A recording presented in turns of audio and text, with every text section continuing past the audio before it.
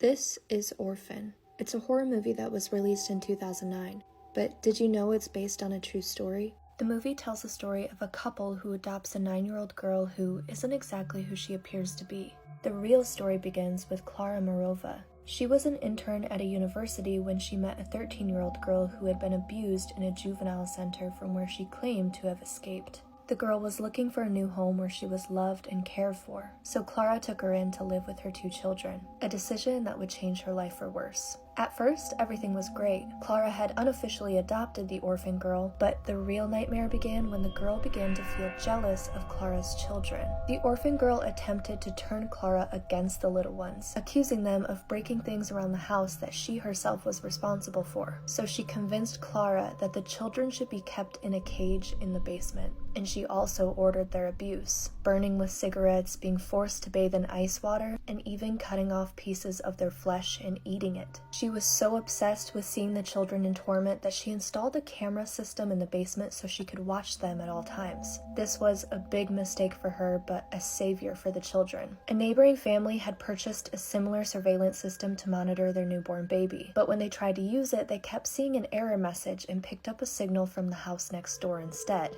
And what they saw horrified them. They immediately contacted authorities. When police arrived, they see one of the children passed out and another crying for help. And in the corner, they find the orphan girl crying and accusing Klara of torture.